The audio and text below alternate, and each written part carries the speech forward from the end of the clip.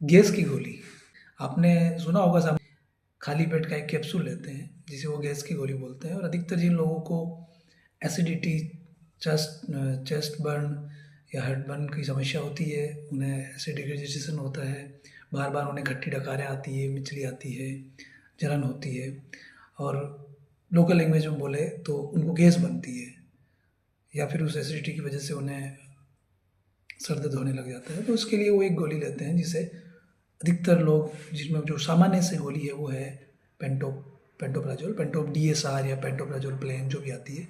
ये जो दो कंटेंट है इसके, पेंटोप्राजोल और डोमपेरिडोम, इन दोनों के अपने अपने काम होते हैं।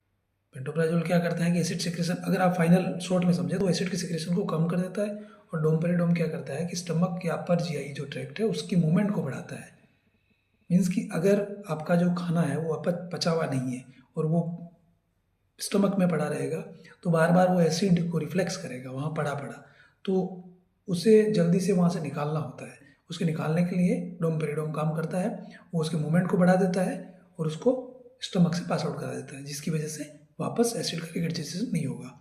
तो ये हो गया इसका एलोपैथ जो मेडिसिन है उसका काम। अब एलोपैथ मेडिसिन जो ये है उसका लेने का इतना बुरी तरीके से लोग उपयोग कर रहे हैं, इतने भयंकर तरीके से उपयोग कर रहे हैं कि हर घर में एक आदमी ये गोली का यूज कर रहा है।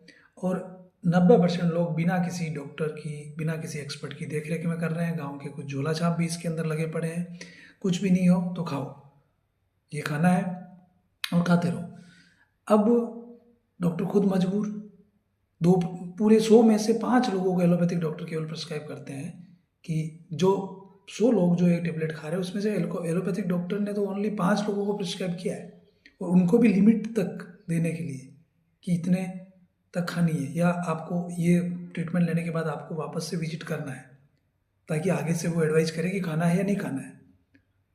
अब कई सारे डायबिटीज़ के और हाइपरटेंशन के पेशेंट जाते हैं, और उनके लिए अगर उनकी जो भी कॉज की वजह से एलोपैथ डॉक्टर उनकी ट्रीटमेंट चलाते हैं, एक बार पेशेंट उनके पास जाएगा तो फर्स्ट टाइम के लिए अगर वो पेंटोप्राजोल या एंटासिड जो भी है ये लिख भी देता है, और फिर वापस से 100 में से 80 पेशेंट वापस डॉक्टर को दिखाने जाते नहीं हैं, क्योंकि उनमें भ्रम है कि BP और शुगर की दवाइयाँ, डायबिटीज़ और हाइपरटेंशन की दवाइयाँ पेशेंट के लिए हमेशा चलेगी एलोपैथ की, इसलिए वो वापस जाता ही नहीं है और मेडिकल से दवा लेते लेते अपना काम चलाता है। और साथ में उसका एलोपैथ साथ में एंटासिड की गोली, इसकी गोली वो हमेशा खाता रहता है।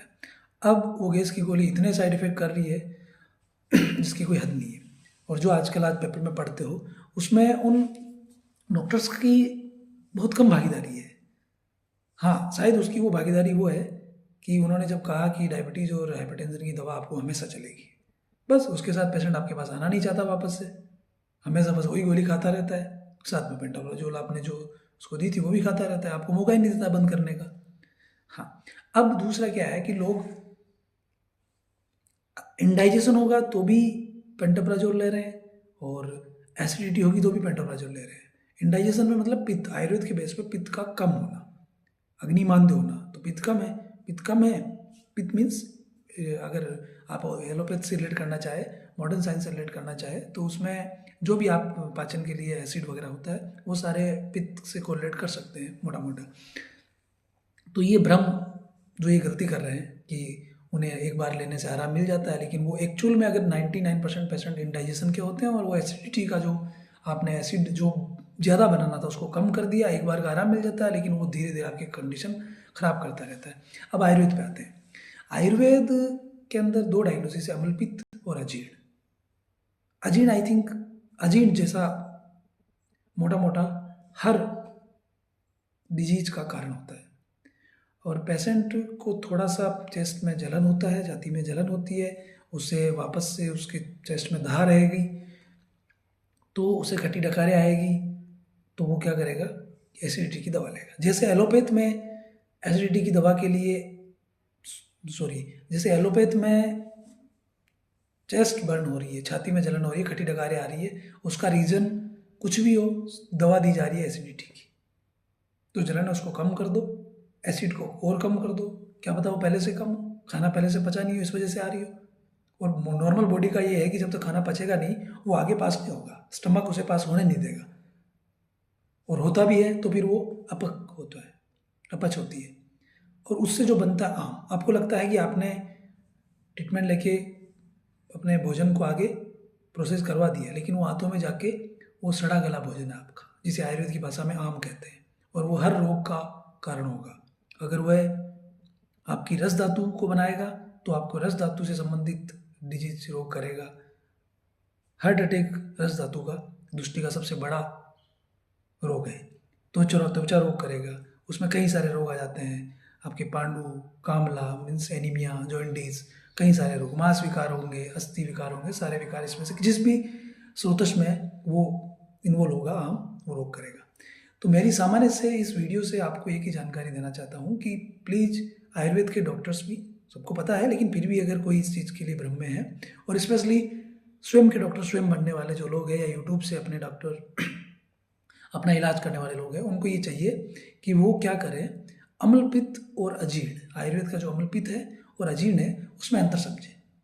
अम्लपित्त में मतलब कि आपको हमेशा चेस्ट में दाह होती है, अब और अजीर्ण में अधिकतर खाने के बाद आपके चेस्ट में जलन होगी, छाती में जलन होगी। लेकिन इसमें भी कंफ्यूज हो जाते हैं कि पुराने जो अजीर्ण के पेशेंट होते हैं, पुराने जो रोगी होते हैं अजीर्ण के क्रोनिक वाले, उनमें हमेशा छाती में, चेस्ट में जलन रहने लग जाती है, खट्टी डकारें आती है, इवन उनका हेडेक भी रहने लग जाता है। तो इसमें आपको लंबी चौड़ी हिस्ट्री लेके पेशेंट की, डॉक्टर आपकी हिस्ट्री लेगा और उससे डिसाइड करेगा कि आपको अजीर्ण या अम्लपित्त है। लोग सब 90% लोग अम्लपित्त की दवा खा रहे हैं, पहले से एसिड या तो अच्छा नहीं बन रहा है या बहुत कम बन रहा है, और आप खा रहे हो कि एसिड को और बंद कर दो। तो मेरा अनुरोध रहेगा कि आपके डॉक्टर से अच्छे से डायग्नोस कराएं, उसके बाद आप अपनी दवा का सेवन करें। और स्पेशली ये गैस की गोली लेने वाले प्लीज़ आपके आसपास के आयुर्वेद हॉस्पिटल में संपर्क करें, वहाँ के डॉक्टर से मिले और कोशिश करें कि आप इस गैस की गोली को छोड़ पाए। थोड़ा समय लगेगा, आपने अगर 2 साल, 1 साल, 6 महीने, 5 महीने अगर ये टेबलेट खाई है, ये कैप्सूल लिया है, तो आपको हो सकता है समय लगे, इतने दिन का 1500, 2000 रुपये खर्च भी हो आपके। कुछ मेडिसिन सरकारी अस्पताल में नहीं होती है तो बाहर से लानी पड़ती है, और बाहर से आपका पेशेंट देखता है और आप अफोर्डेबल, आप इस खर्चे को अफोर्ड कर सकते हैं, तो आपको ज़रूर ये ट्रीटमेंट लेना चाहिए और इस दवा को आपको जल्दी से जल्दी छोड़ना चाहिए, और फिर आपकी डायग्नोस करानी चाहिए कि एक्चुअल में आपको अम्लपित्त, एसिडिटी या अजीर्ण, इंडाइजेशन है क्या। वरना आप आपके शरीर में नए रोगों को निमंत्रण दे रहे हैं, क्योंकि जब तक बॉडी को बनाने वाला जो रस है, जो आप भोजन कर रहे हो उसका जो रस बन रहा है, जो आपके पोषक तत्व है उसके, वही नहीं प्रोसेस होंगे सही से, तो कैसे होगा। इसलिए आपसे अनुरोध है कि आप जो गैस की गोली खा रहे हैं उसे छोड़ें। अगर आपका एलोपैथ डॉक्टर की मेडिसिन चल रही है तो उनसे वापस मिले, उनसे सलाह करें कि कितने दिन खानी है।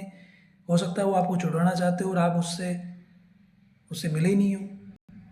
और अगर आप केवल गैस की गोली खा रहे हैं, अपने बेस पे खा रहे हैं, आसपास के जो नॉर्मल प्रैक्टिशनर है उनकी कहने पे खा रहे हैं, जिस भी वजह से खा रहे हैं, तो आप आयुर्वेद डॉक्टर से मिले ताकि आपको इस चीज़ से छुटकारा मिले।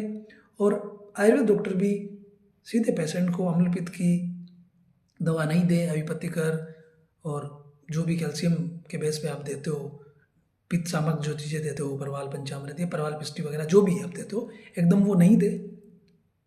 डिफरेंशियल डायग्नोसिस करे, डीडी करे उसका कि वो अजीर्ण है या अम्लपित्त है। अजीर्ण है तो अजीर्ण में जो सुश्रुत ने सबसे अच्छी दवा कही है वो है आपको हरड़ का चूर्ण, हरितकी का चूर्ण लेना है आधा चम्मच, और पाव चम्मच मतलब 2 ग्राम हरितकी चूर्ण, 1 ग्राम आपको सौंठ का चूर्ण लेना है, दोनों को मिलाना है। खाना खाने के जस्ट बाद में आपको 1 चम्मच शहद के साथ मिला के उसे चाट लेना है, और 2 से 3 बड़ी मुनक्का आपको उस वक्त खा लेनी है। थोड़ा सा गुनगुना पानी पी के आपको अपना मुंह साफ कर लेना है, लगभग 100 ml के आसपास। ये एक अचूक और अच्छा इलाज है, सुश्रुत का इलाज है, सुश्रुत संहिता में ये लिखा गया है। तो ऐसा करें और आपको अच्छा लाभ होगा। बहुत बहुत धन्यवाद। ध्यान रहे, गैस की गोली छोड़नी है।